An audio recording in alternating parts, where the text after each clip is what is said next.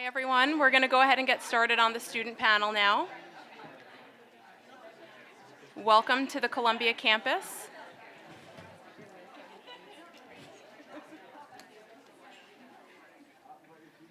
All right, I hope everyone is caffeinated and got a little something to drink. My name is Natalie Unwin-Kuruneri. I am Assistant Dean of Academic Affairs here at the Climate School. As Professor Brenan mentioned earlier, I was the person he was pointing to over there that works on the alumni network, along with my colleague Caitlin Sorrow over here. So if you have any questions following the panel, we'd be happy to talk to you about how we engage with alumni. I'm going to be moderating today's student panel. I'm joined by 4 current students here who represent 4 of the different climate and sustainability programs here at Columbia University. They are going to share their experiences in their respective programs, answer questions that you have. Our goal is really to help you understand the different programs, understand which one might be better for you, understand a little bit about what you might be able to do with it after you graduate, and hopefully provide you with clarity about which one you might want to apply to and attend. So they were in your shoes not so long ago. As you're going to hear, there's no one typical profile of a student that comes to these programs. People come from a variety of backgrounds and sectors with varying levels of work experience, so we're not looking for like a specific profile. But everyone shares the desire to gain the knowledge and tools to go out and affect change in the world and address the climate change and biodiversity challenge. So I'm going to quickly introduce each panelist with bios that they've shared and then pose a few starter questions, and then we'll open it up to you because I'm sure that you have very specific questions that you want to know. So Olivia Palma, sitting here to my right, is a current student in the MA in Climate and Society program. She graduated from Lehigh University with a global studies major and brings over 10 years of professional work experience. She's lived in several countries in Latin America and worked with indigenous communities in the Amazon since 2014. Next to her is Akshay Malhotra. He's a student in the MS in Sustainability Management program, which is a partner program with the School of Professional Studies. He was a physical commodity trader and a strategy professional with over 12 years of experience in petrochemicals and metals with companies like the Tata Group, Morgan and Tricon Energy. His background is in engineering, and he has an MBA from the Indian School of Business. Next to Akshay is Catherine Brenan. She's a student in the MS in Sustainability Science program, also partnered with the School of Professional Studies. Her background is in environmental science and chemistry and GIS. She is passionate about advancing coastal resiliency, promoting nature-based solutions, and effectively communicating science. She has worked as a junior policy analyst for the Canadian government and a science intern at the New York State Attorney General's office, where she contributed to environmental enforcement cases. And then last but not least, we have Fatou Kiné-Guyet, who is in the MPA in Environmental Science and Policy program, which is partnered with the School of International and Public Affairs. She graduated from Virginia Tech with a degree in biological sciences and philosophy and started her program at Columbia less than 3 weeks after graduation, which, congrats, that's intense. That's an intense turnaround. While at Virginia Tech, she worked on a government project to renew the remediation system and enhance water resilience in Dakar. And growing up in Senegal and living in South Africa, Kiné developed a passion for the sustainable development of coastal cities, as well as climate justice and environmental colonialism in the context of sub-Saharan Africa. So you can see a really wide range of experience that they're bringing to these programs, but all very impressive. So I'm going to start with just framing of what brought you here. These are all very mission-led programs. So if you can share a bit about your climate and environmental sustainability story and what drew you to the specific program that you were in. So we'll start with you, Olivia. Yes. Like a handful of people in the program, the journey to getting to this was a bit kind of all over the place. But I started working in the Amazon in 2014, kind of through serendipity. I was living in New York and got invited to run operations for a new nonprofit in the Amazon. And I went and was just like, it was a whole new world. It was just like a whole new shift. I ended up leaving New York, kind of moving to the Amazon for 4 years, running this nonprofit, and started to see how many different layers there were to what was happening in the Amazon, deforestation, to the different levels of poverty, and just started to see that any solution that I was working on had to be intersectional. So we needed like private sector financing, we needed different types of solution, we needed long-term financing solutions, we needed infrastructure. There were so many things to kind of look at one issue and come at it from many different ways. And I hadn't really found a program or something that kind of addressed all of that until I saw this program. And I decided that if I really wanted to make an impact, I needed to have many more tools and a much bigger understanding of like what was really happening across the climate space. And I'm still working, just in case that's anyone is thinking about that. But yeah, it's an incredible program. I'm really happy to be here. Thank you. Akshay. Thank you. So having worked in the hard-to-abate sector for over a decade, I was supplying raw materials to end users in steel, in aluminum, in petrochemicals. I was a coal trader, so I'm here out of guilt. But what I realized, a common trend, a common pattern across all my customers in different countries is everyone wanted to pivot towards renewable sources of energy. And especially after the pandemic, when there was a lot of volatility in pricing, there was a lot of trade protectionism. Most of these, customers of mine were trying to ensure their energy supply security in-house. I saw a trend where they were pivoting towards greener alternatives, like biofuels, and that's what sparked my interest. There is a lot of technology, there's a lot of funding out there, but I wanted to equip myself with the right tools. I did attend a few events from the sustainability management program before I joined the program. So I was pretty convinced, the kind of courses which are being offered here would equip me with the right kind of tools. So that's why I'm here. Thank you. Yeah, so I come from like a science background, and I did my undergraduate in Canada, and so I was trying to figure out what was my next step, and I wanted to come to the United States because I was a dual citizen. I thought the best way to kind of network and, find job opportunities would be through, a graduate program, and I really loved research, but I noticed that I kind of wanted to apply my research and kind of shift away from academia. So I wanted more of a professional degree. And when I saw the opportunities at Columbia, I got really excited because there's so many events that you're going to go to. It's almost overwhelming, but it's really exciting. And yeah, just going to as many events as possible and just networking was just kind of my top priority and applying that science. So yeah, that's why I chose the program. I come from a science background as well, but I grew up in Dakar, Senegal, best country in the world.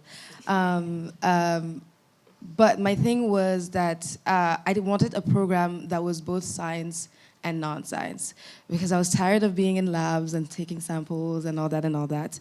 But I also did not want just the policy aspect of it, because to me, you can't really make effective policies if you don't understand the science. And that's really, I've applied to a bunch of programs, but this one specifically, looking at the courses and looking at how it's structured and how you both have the science and the understanding of the science, and then you're like, okay, with that, what do you do, and like, what can you create, and like, what can you impact, is the reason why I chose this program.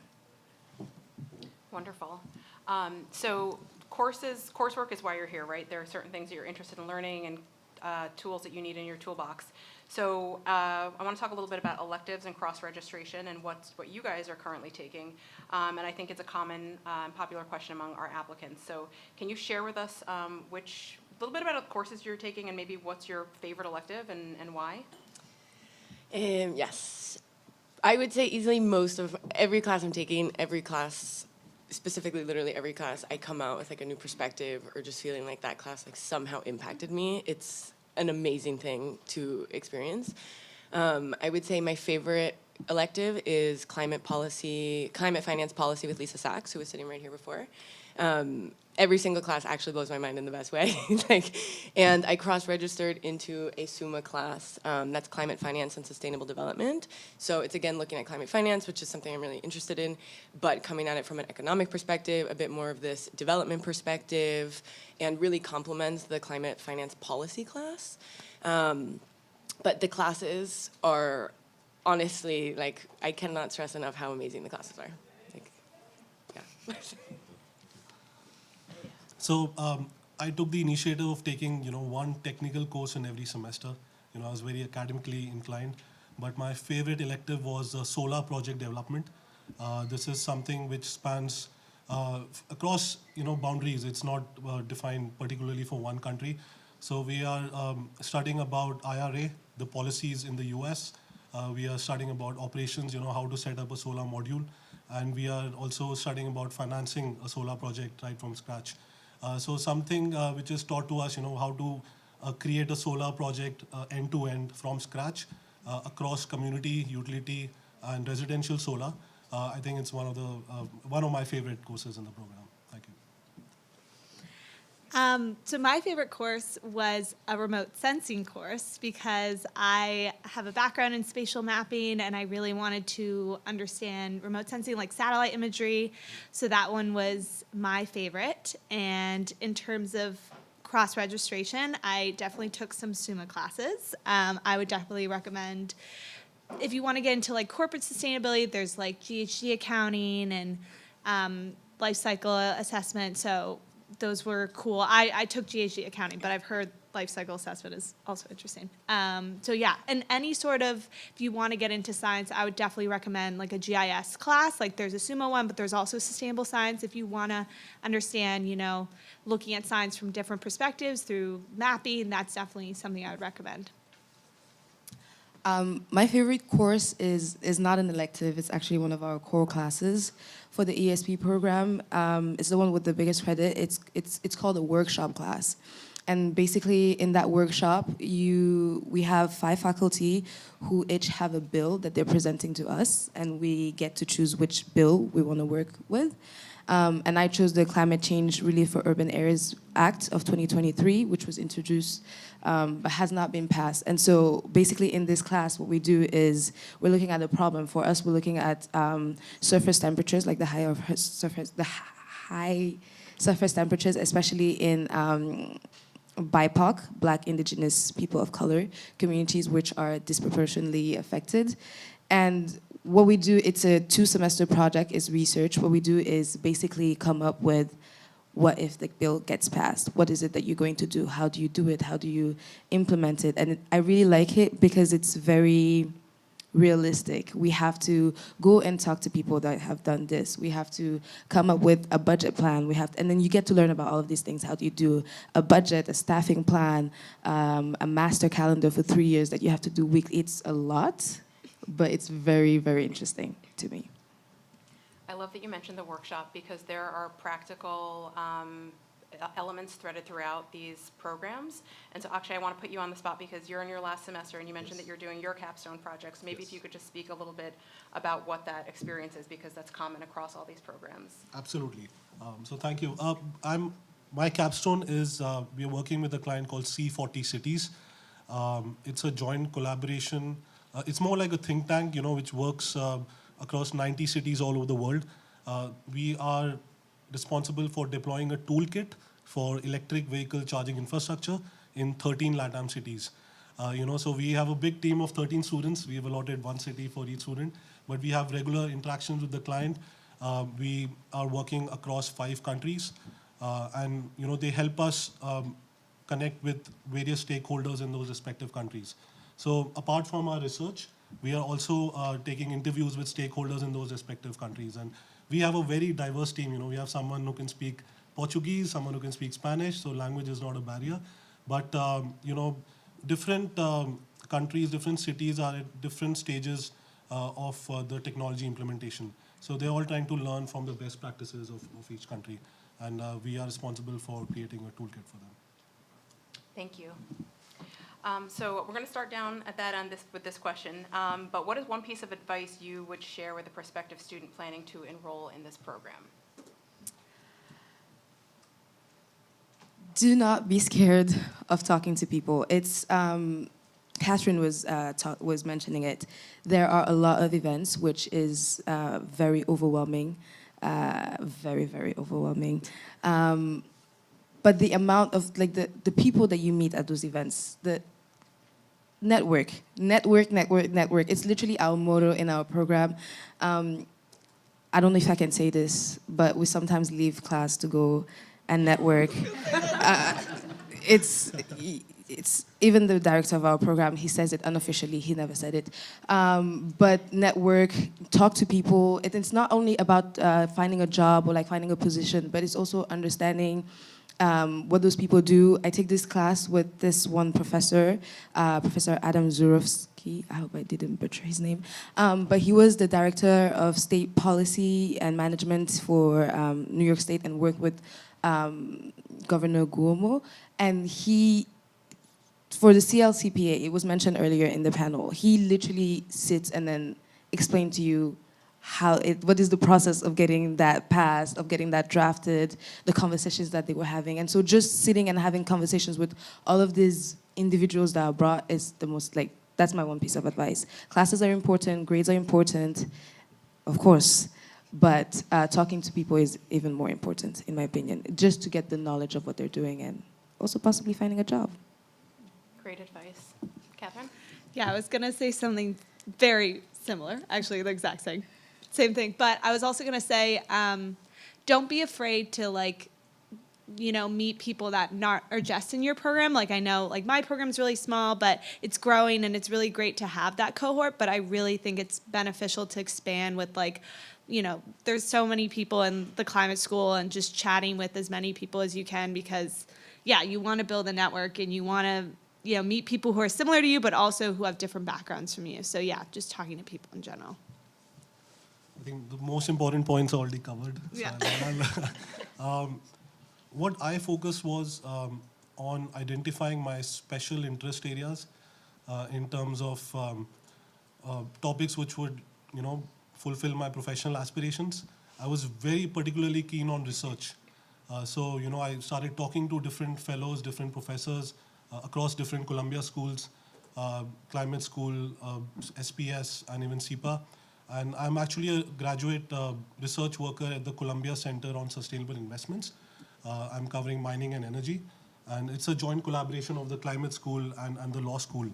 And after interning there for 5 months, we are going to publish a paper on critical minerals, which we are working with UNIDO, the UN Industrial Development Organization. So if identify your special interest, if research is your special interest, there are a lot of avenues. If you have any other areas, this program is like a buffet. It's a 5-course meal. So please choose, what areas you're interested in. Yeah, that's all great advice. I would say if you are considering it, my biggest piece of advice would be to just do it. There was a big part of me that was like, oh, I'm, maybe a little bit too old, or I'm working. Do I stop working? Do I have time? Does it matter in climate to get a master's? There was a handful of people around me who were like, well, you don't really need a master's. And I would say, like, there's literally nothing better that I've done, and I wish the program that I was in was longer. Like, I would do another one. I've also prioritized events over classes sometimes because they really are amazing. And getting to meet the students, the people. I mean, during Climate Week, I was with the president of Chile in a room, with the Ministry of Energy from Uruguay, who led the transition to renewable energy in the span of 3 days. And I was like, the exposure that you get to people who are really doing things, to the people in your program who are doing things, to professors, like the exposure to different thought processes, it's like incredibly invaluable. So just do it. So I think what's come out is that classes are really important, but also what happens outside of the classroom is incredibly important too, right? So I want to just touch a bit upon like the community and the social stuff that's happening here. I don't know if any of you are part of any student groups, or if so maybe you want to touch upon like one incredible networking event you've attended, or a student-led event, or something outside of the classroom that has been, that you've really enjoyed. And we can start with Kine again. Okay. There's so many. There are so many. I'm trying. So the Muslim Student Association is an organization that I particularly enjoy being in, because it's also the first time that I'm sitting with people that are in the business school, that are in other schools other than necessarily SIPA or climate school.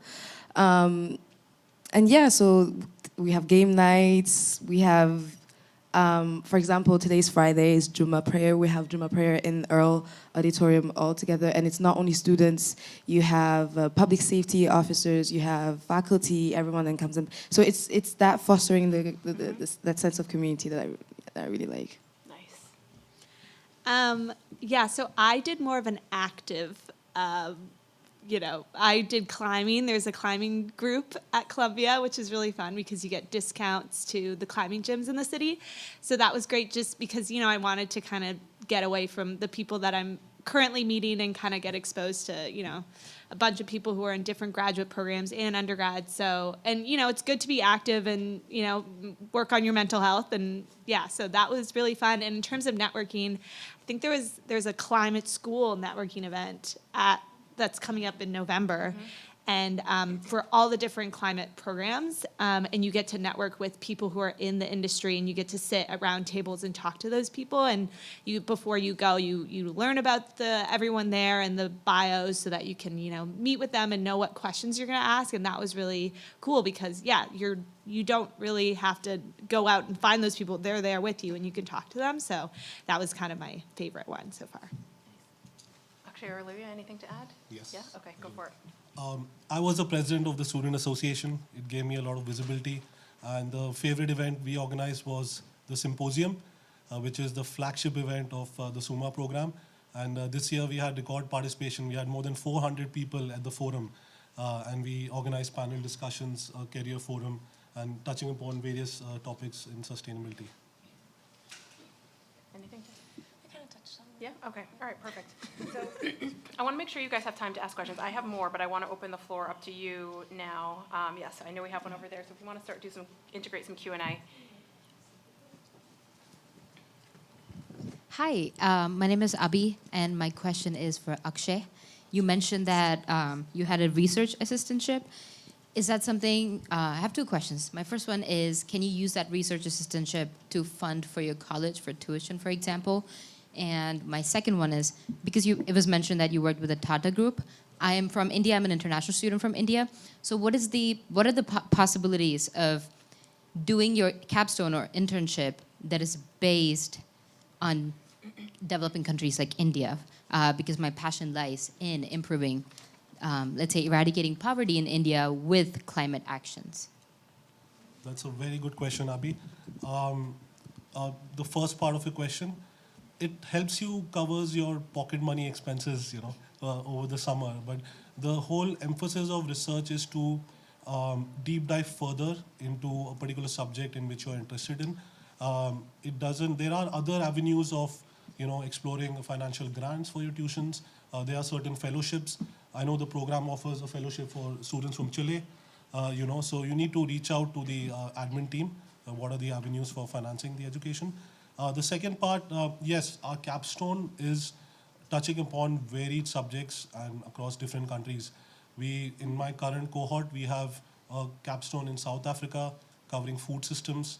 The one which I'm working on, we are covering 5 countries in LATAM. So if you have a particular client or particular project you want to work on, please reach out to your project supervisor, and they'll help you, collaborate and bring them on board. But the school, the staff, the admin are very flexible and very open to, help students achieve what they're seeking.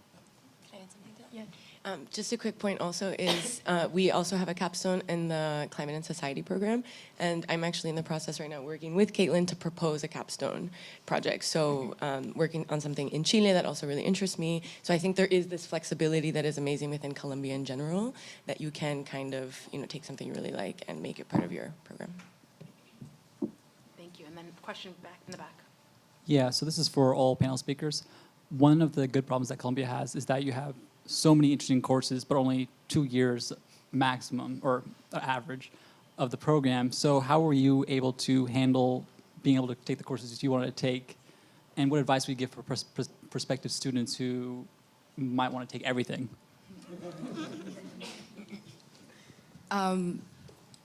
My advice to you is to first know you can't take everything. Just make peace with that, take it in and let it go. My second advice to you is to not be scared of cross-registering, because you have your core interests, and if you choose the right program for you, you're going to take classes your core classes are going to cover most of your interests. They're not going to cover all of your interests, but they're going to cover most of your interests. And then really take the opportunity with the electives of exploring things that maybe you've never heard about. Like ArcGIS is something that I did not know about, but it's provided as an elective, and it's something that is not necessarily provided within the program that you can go look for. Another elective that I'm really excited about is called creative writing. And someone will ask, like, why are you taking that? You're in environmental science and policy. Yes, I am. But in policy, there's also like a big writing portion of it. And creative writing, it just helps you find within you, like, what is your best self? Like, what is your best way of writing? So just, you have your core classes. I would encourage you to go outside of the box when you're thinking about electives. There are many electives. So take your time, and then also talk to people that have taken those courses. Talk to them and then ask them, did they like it, did they not? And also one thing that is very nice is we call it the shopping period. You can over-register for classes and then go to all of the classes in the first 2 weeks and then see, oh, if you like this, I don't like this, there's too many assignments here, there's not enough assignments here. And then at the end of the shopping period, really solidify what you plan. So really do take advantage of that shopping period and over-register, and then after that you can sort of wean it down. Yeah, I was just going to add that there's like mentorship programs a lot, like with SUMA and Sustainable Science. Like, for instance, the admin is really great at helping you out, being like, there's a current student, if you want to reach out to them and talk to them, and you can directly, ask them what courses are good, like what prof did you really like, because, the only way you'll really know is from the people who are currently taking the classes. So yeah, I was able to have someone from the current program before I started to give me advice, and then I'm trying to do the same for new and upcoming students. So yeah, I would definitely recommend talking to as many current students as possible, because it may sound good, but it may not, based on just talking to someone, it's like, oh, I don't know if that's really what I thought the course would be like. Great advice. More to add? Just one more point, adding to what they said, you also have the option of auditing a course, so you can reach out to a particular professor in case you don't get a particular course, so you can audit one.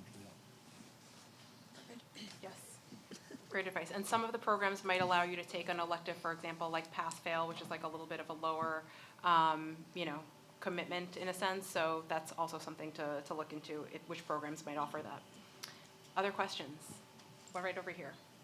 Hi. Thank you all so much for sharing your insights on the panel. I have a question for Catherine and Kine, since you both mentioned coming from a science background and wanting to integrate policy and applying research and stuff. Would you say that the master's programs that you've enrolled in have met your expectations for achieving these goals? And can you talk a little bit about what you plan to do after graduating to integrate your science background with what you've learned here at Columbia? Sorry, there was a lot to that question. I think for me, like when I came into this program, I was kind of unsure of what kind of area I want to do in sustainability, especially with science, because it's so broad, and I'm like, where do I pick where I want to go? So that's kind of why I wanted to take a bunch of different courses, and I was exposed to like sea level change, but also like marine estuaries, and then climate modeling, just to kind of get exposed to as much science as possible and be kind of a science expert in a room of people who do not have any form of science background was kind of where I want to see my professional career. And I've worked with government and I've really enjoyed that. So kind of allowing science to be, discussed in policy and regulation is kind of where I want to take my degree, wherever, that's very broad, I know, but any sort of like think tank or just being an expert in science in a room, because, I took the sea level change class and my prof was like, you guys are now the very few experts in sea level. Like, you don't understand how many people don't know about this stuff. So yeah, that was kind of what I would say. Did the program meet my expectations? Yes. So the way our program is structured is that you do all of your science courses, because the Master in Environmental Science and Policy is a one-year program. You start in May, you finish in May. And so from May to August, we're taking science courses. it's only science courses. And I felt really good then because people would come to me and ask questions in environmental classes like environmental chemistry. And then we transitioned to less science courses. And then I'm like, wow, what is it that I'm doing? But what is nice is that there are people in your program. So there are people that come from science background. There are people that come from finance background. There are people that come from public policy, something background. So you get to, with your science knowledge, you get to talk to them. And one thing that you mentioned is being the science expert in the room is something that I really enjoyed. Even with our,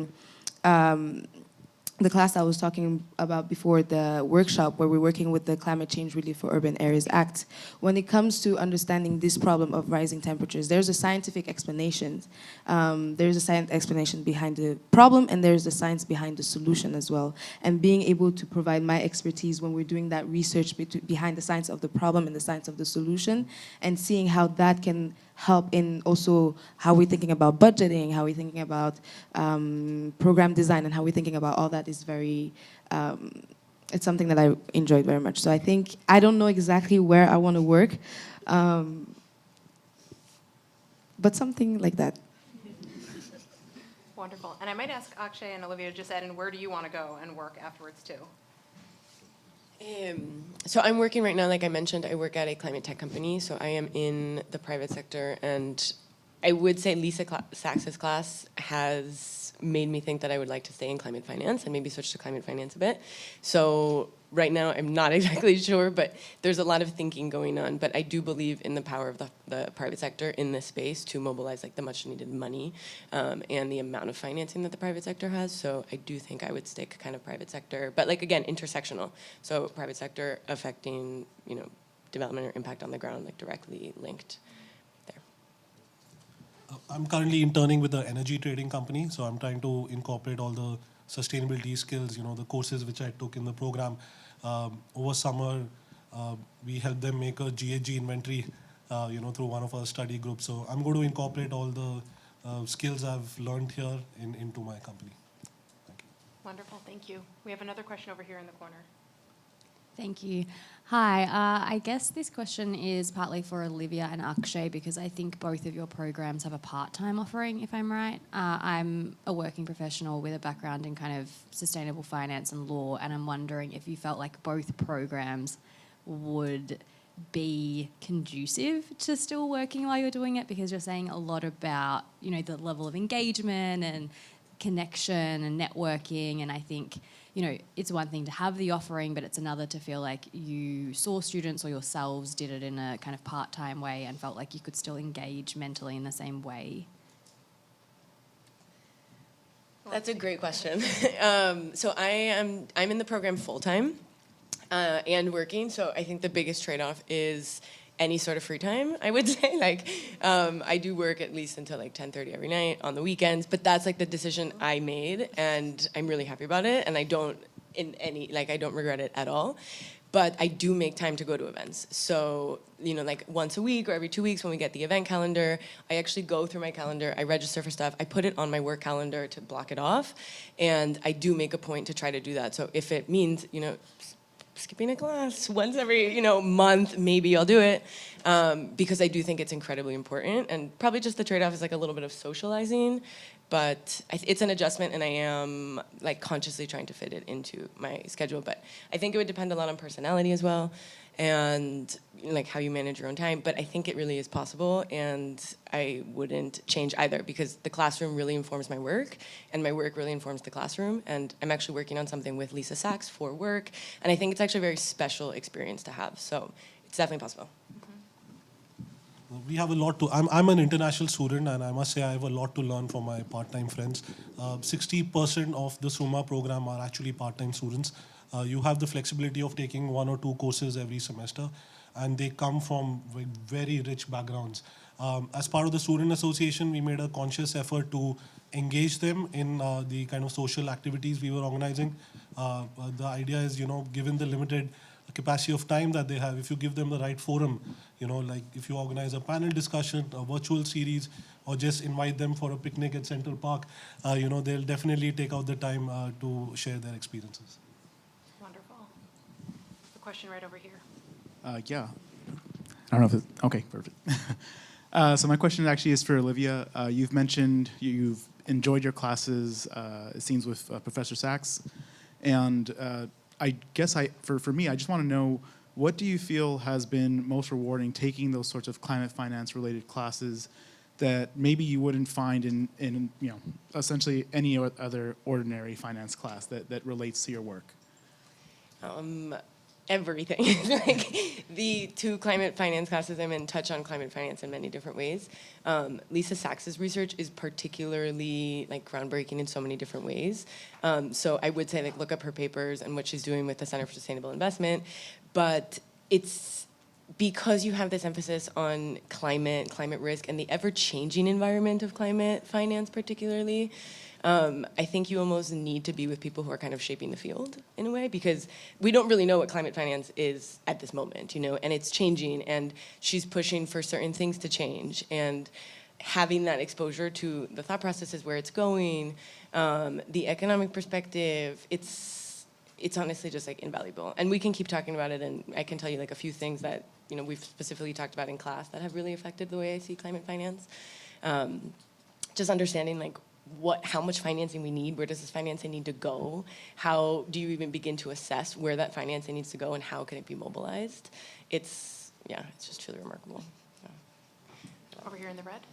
Thank you so much for taking the time to talk to us today.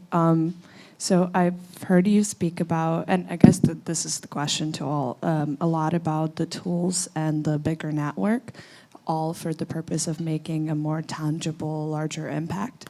And impact is something I'm really concerned with, since we all, are human, have very limited lifespan, so you need to be in the right place and having the right people around you. So I was wondering, was the intention in mind of impact or of going, was that intention to Columbia? Has it been the case that you found yourself actually being able, once you graduate, to have a bigger impact? Sorry, that was a really convoluted question, but impact. Who wants to take that first?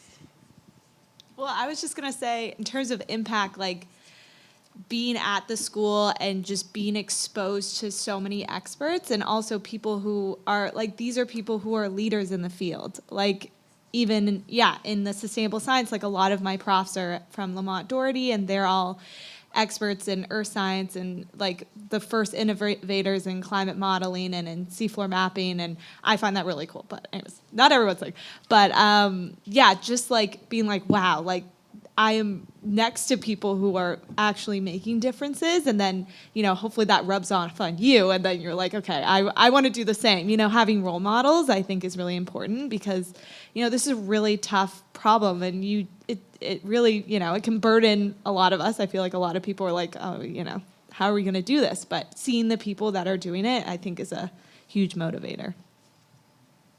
Does anyone else want to take a stab? Sure.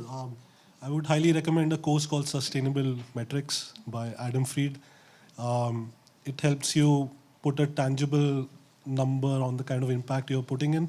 One example, one case study we are studying about is how in New York City they are encouraging residential units to switch from the heating oil number 6,4 to natural gas. So there is. I mean, we are all flag bearers of this program, right? Whatever work we do after our program, like I come from the shipping industry. If I encourage my ship owners to switch from the traditional fuels to say biomethanol, that's the kind of impact I'll have. So depending on which sector you're coming from, there's a lot of impact, and it's all tangible impact. Okay. I think we have another question over here, unless anyone wants to add. Okay. Hi, everyone. So there's a lot of consensus and interesting research on the role that cities can play in helping to mitigate climate change. And sort of my background at this point has been in sort of urban and transportation design, particularly like tech-enabled design for how can we sort of optimize our cities and our built environments in order to play like an important role in the climate crisis.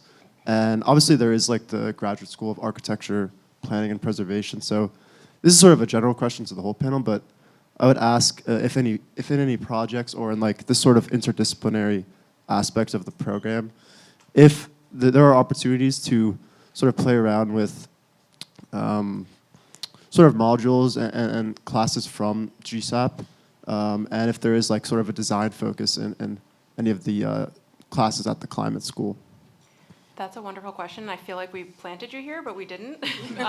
Before I turn it over to you, I will just say that there is, we are planning to launch a dual degree with with GSAP next year that will be paired through the MS in climate. The second year credential will be with GSAP, and so it'll have a focus on architecture and urban planning and design.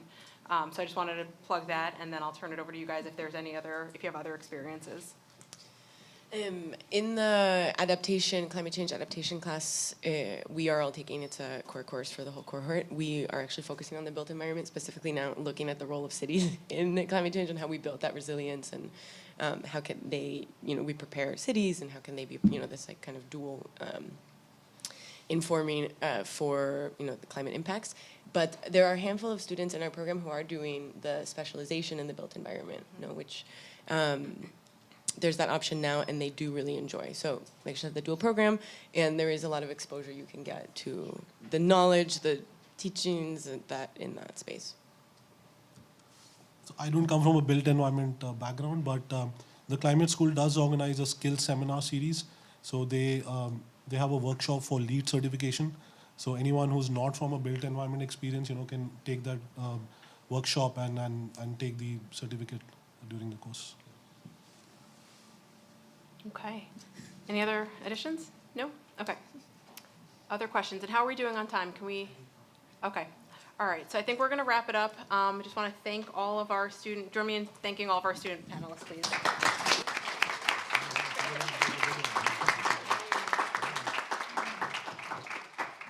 All right, excellent. Now this is the most exciting moment of the day, and that is your breakout sessions, okay? So I just want to make this announcement one more time in terms of where you should be going. So let's begin with, I think the largest audience in the crowd is the MS in Sustainability Management Program. Raise your hand. Raise your hand nice and high.